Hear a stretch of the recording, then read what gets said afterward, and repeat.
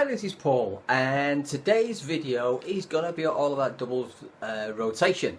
I had an email from Brian who gave me 3 scenarios and wanted me to discuss them, video them and share them. So that's what we're going to do today. So let's get started with scenario number 1. So I've got my trusty pad, as you would expect. So here we go. So, scenario number 1 is this. The player is in mid-court and the opponents lift the shuttle to the left tram line. So let's put it there at the moment. And the question he asks is, his partner's going to smash. So I'm assuming he means he's going to smash it straight. The opponents defend by sending the shuttle cross court. And he asked the question whether that should be his or not. So let's just break this down a little bit more, and let's just put the players into this situation. Roughly, that's where the players are going to be at any moment. So let's just take a look. Shuttle's played over here and his partner smashes it straight, and the players send the shuttle somewhere over to this corner. So the question is, does the player at the front of the court take the shot? And the answer is possibly. This depends on capability first and foremost, doesn't it? At the end of the day, if you're quick, you're going to be in a lot quicker and easier place to retrieve that shuttle than, say, your partner is. So it would make more sense. However, if you're pretty slow on court, then even the shot that's not quite gone to the corners may prove quite difficult for you. But let's just assume that you're a fairly capable player. The fact your partner's played down the line has created this opportunity for that shuttle to go flatter and cross court. So, is it a great smash going down the line? That is obviously going to depend on how good the smash is and the capability of the 2 players defending as well, isn't it? So, it's capability from 2 different areas here. So again, we're going to have to make some assumptions. We're going to have to assume that they're equal standard and that the smash is fairly good, but the defenders are able to retrieve that particular shot. So in this circumstance, it would make more sense for the player at the front of the court to move across and take that cross-court return than it would be for the player in the left tram line to try and go the entire width of the court, which doesn't make any sense whatsoever, does it? There could be times when, again, that would be possible, but for most of the time, the player at the front of the court is going to take that shot. So in scenario number 1, shuttle's played in the left-hand tram line, it would make more sense for the player to take that shot. Bearing in mind that the position they're at this moment in time, which is probably both feet around there, because they're covering that. So there's no reason why they couldn't take that. One other point here as well. If this player has moved this kind of distance and is not in balance, then there is no chance that we'd ever get a shot like this.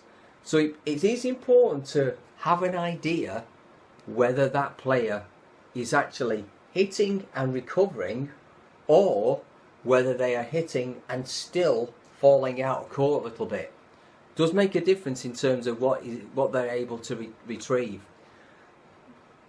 If that player was falling out of court, a simple code, just say shouting their name for instance, would warn the player at the front that there are problems back here. And because of that, they will be expected then not just only to take that, but potentially take the one immediately behind them as well. So now that's a huge amount of court for one player to have to take. It is possible, but that key here is the use of language. If you're not telling your partner that there is a problem, they won't know. Bear in mind the golden rule in badminton, isn't it? Never turn around to look at your partner hitting the shot. So please remember that. We've got to be safe at all times. If you turn around, you could be the one getting the shuttle in the eye. So remember that one. Let's have a look at scenario number 2. It says, I'm in mid-court, my partner is in the rear court. Opponents give a weak return to the boundary between the mid-court and rear court. So let's just change the scenario here a little bit. And we'll keep our player here, but maybe there's been a shot played around, okay, maybe he's talking about this kind of zone here. Partner moves forward to smash it down, okay. So in this kind of situation, where the shuttle is relatively short, it's just behind mid-court, it's on the outer skirts of mid-court, isn't it? So in this situation, the partner could smash and follow in and allow this player to come round the back, and we actually have rotation that's happening. So I hope you can see that. Partner smashes, he moves in, so the player in the mid-court can step back a little bit and take on the role in the rear court. But for the moment, they've got to be somewhere around mid-court, allowing for the fact this player is moving in. And the golden rule, again, if you've seen other videos of mine, is that the two players should not leave a gap. So if one's in the rear court, the other one should be in the mid-court. If one's in the forecourt, the other one should be in the mid-court at all times. So hopefully that makes sense. And the final scenario is that in the same situation, the player here, instead of smashing down, drives the shuttle. Well, if he's driving it flat, then what's going to happen is he's not quite going to get on the attack. But he hasn't lifted it either. So this player then can move into more of a sides attack. And this player can move over a little bit. And so we're maintaining attack, but it's more like a sides attack situation. So I hope you can see that. And obviously from the defender's point of view, they will also try and get into some form of sides attack. So the game then is becoming very flat and fast, and it all depends when the next player makes a move and changes the scenario, whether they lift it to the rear court or they block it into the forecourt and follow that in to try and get that next lift. So there you go, 3 different scenarios. One where it would make sense for the player at the front of the court to move across, take that cross-court return, and therefore we have got rotation happening there.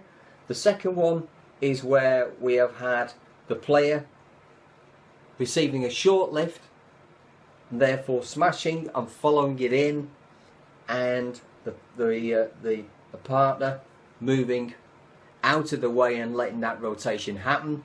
And the third one, because of the shot choice and going into flat returns, it means that now we're going sides attack and returning that way. Hopefully that's helped you a little bit in terms of 3 different scenarios for doubles rotation, whether it should happen or not. On the next video, we're going to talk a little bit deeper about rotation. So I hope to see you in the next video. Bye for now.